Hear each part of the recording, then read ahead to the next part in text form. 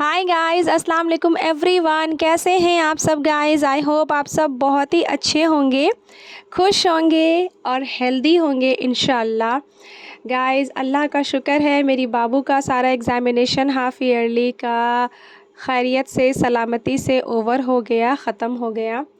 और अल्लाह का शुक्र है कि अब हमें रेस्ट करने का मौका मिला, मेरी बच्ची को और मुझे भी। तो अब मेरी बाबू कह रही है कि मम्मा इतने सारे एग्ज़ाम्स हो गए, अब तो आप मुझे कहीं पे घुमाने के लिए ले चलो।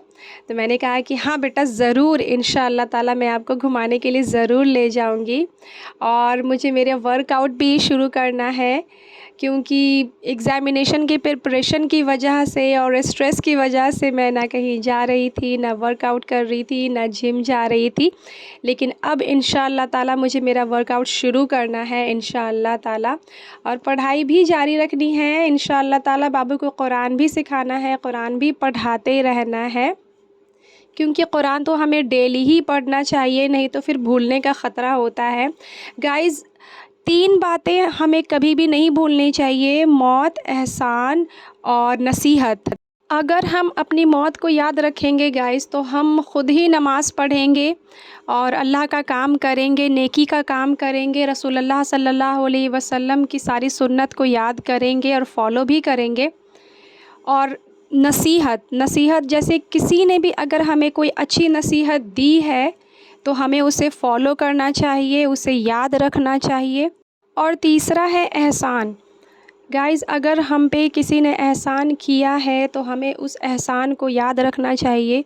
हमारी ज़िंदगी में सबसे बढ़ के एहसान तो हमारे अल्लाह ताला ने किया है, हमारे अल्लाह ने किया है। इतने एहसानात हैं गाइज़, इतने एहसानात हैं कि हम लोग तो उसे ना ही लिख सकते हैं और ना ही इमेजिन कर सकते हैं कि इतने एहसानात अल्लाह ताला ने हम पे किए हैं।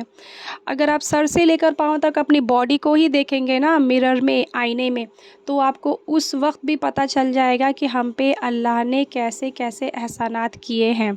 या फिर अगर हम लोग वैसे लोगों को जब देखते हैं जिनके हाथ नहीं हैं, पैर नहीं हैं, अपाहिज हैं, अंधे हैं, या फिर वो ज़मीन पे रेंग रहे हैं, चल नहीं पा रहे हैं, तब पर भी हमें अल्लाह के एहसानात का एहसास हो जाता है कि अल्लाह ने हम पे कितना एहसान किया है। या फिर किसी को बीमारी के हालत में अगर हम देखते हैं, तब पर भी हमें एहसास हो जाता है कि अल्लाह ने हमें कितना महफूज रखा है, कितनी हिफाजत में रखा है, और सेहत दी है, अल्लाह ने तंदुरुस्ती दी है, अल्हम्दुलिल्लाह। तो अल्लाह के एहसानात को भी हमें याद रखना चाहिए, उसका शुक्रिया अदा करना चाहिए। उसी तरह से अगर किसी इंसान ने अगर हम पे कोई एहसान किया है, बुरे वक्त में अगर हमारे काम आया है, तो हमें उसे भी याद रखना चाहिए, उसका शुक्रिया अदा करना चाहिए और उसे भूलना नहीं चाहिए। Thank you so much guys for watching my vlogs, my shorts. मेरे 3 चैनल हैं, रिदा हयात व्लॉग्स, रिदा शमा और रिदा आलम 786।